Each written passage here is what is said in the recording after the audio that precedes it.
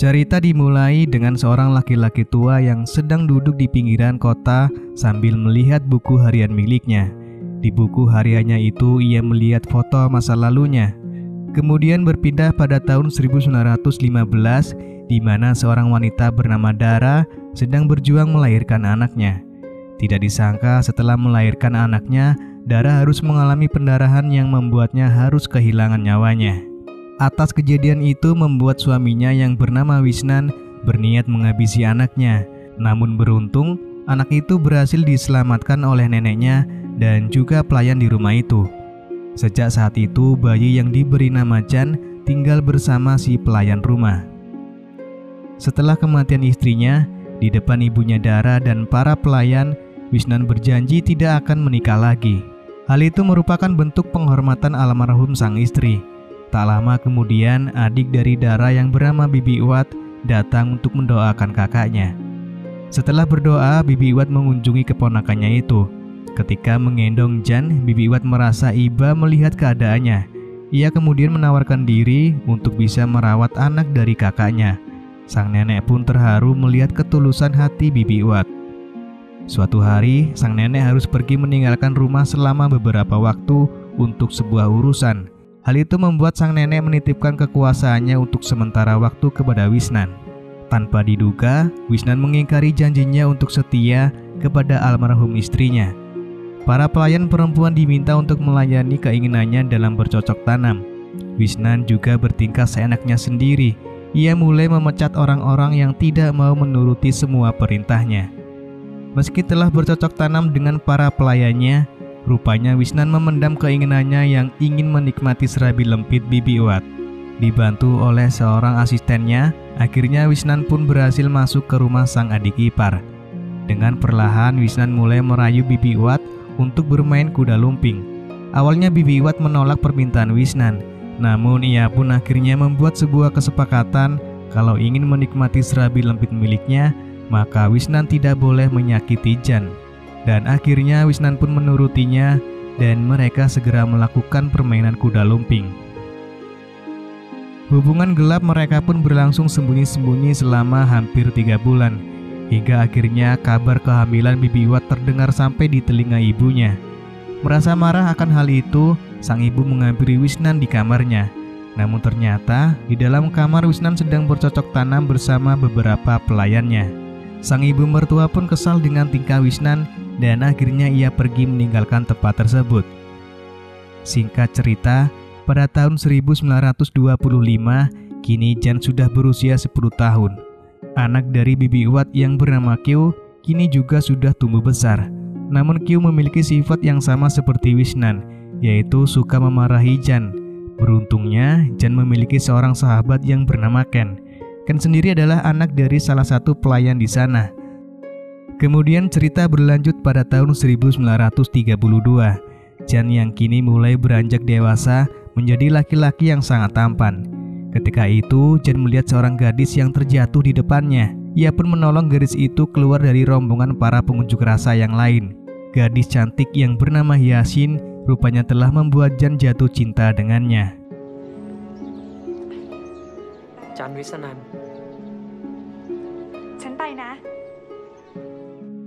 Dan ketika di rumah, Jan yang memiliki masa kecil kelam membuatnya menjadi pribadi yang tangguh namun tetap ramah di mata para pelayannya. Suatu hari, Jan dan Hyasin pulang sekolah bersama, di mana hal itu dilihat oleh Ken yang kemudian menggoda Jan yang sedang jatuh cinta. Pada malam harinya, Ken menyarankan Jan untuk mencoba pengetahuan tentang serabi lempit agar ia bisa merasakan surga dunia. Kemudian Ken juga menyarankan agar Jan mencoba dengan salah satu pelayannya yang bernama Kesarin. Ia adalah salah satu pelayan yang paling cantik dan bisa kalau diajak bercocok tanam. Jan yang merasa penasaran dengan yang dikatakan oleh Ken, malam itu juga Jan pun masuk ke kamar Kesarin dan mengajaknya untuk bercocok tanam dengannya. Kegiatan itu juga diintip oleh Ken dan teman-temannya yang lain. Hari demi hari berlalu, hubungan Jan dan Hyasin semakin dekat. Jan pun mulai mengantar Hyasin pulang dan bertemu dengan ayahnya.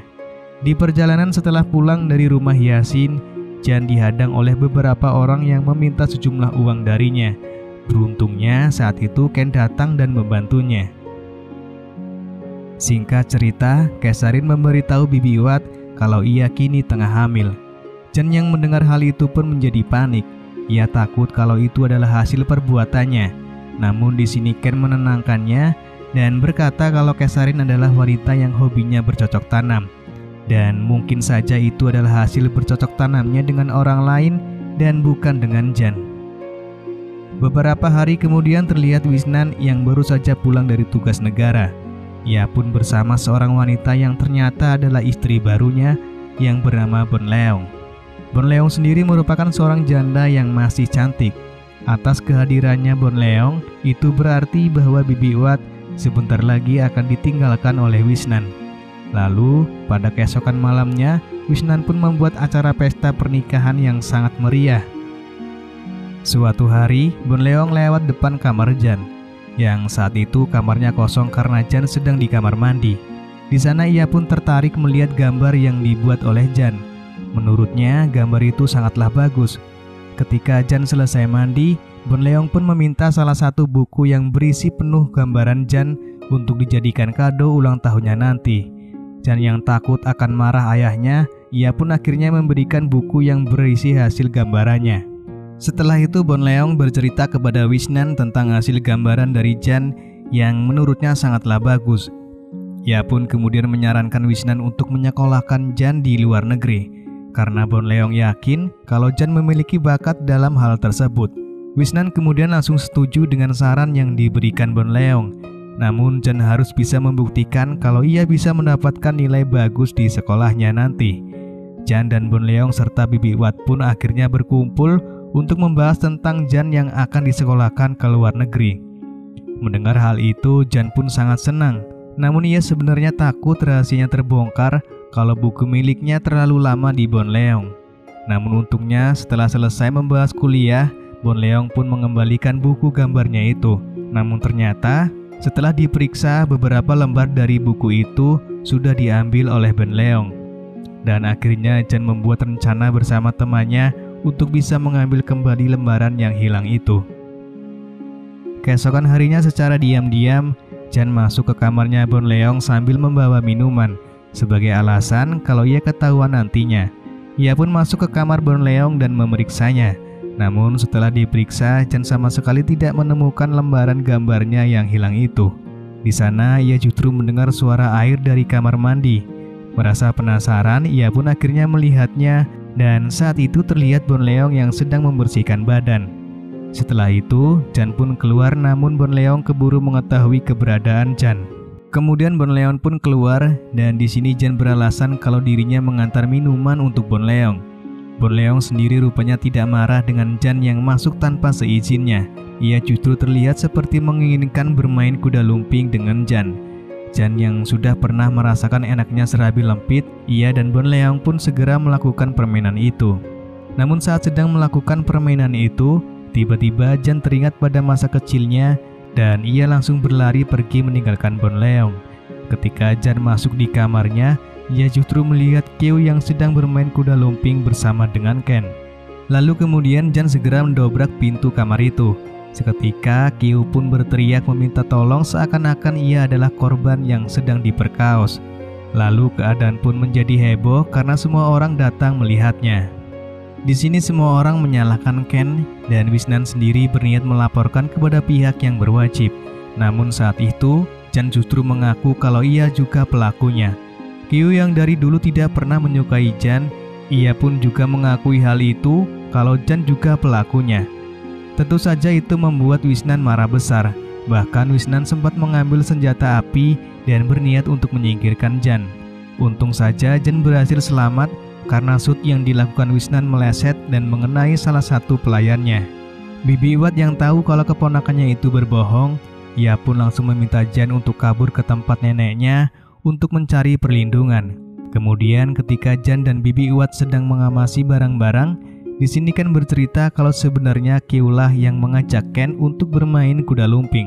Meski saat itu Ken sempat menolaknya. Pada akhirnya Bibi Wat membuka semua rahasia yang selama ini sudah disimpannya. Awalnya Dara, ibu kandung Jan itu merupakan seorang tuan putri.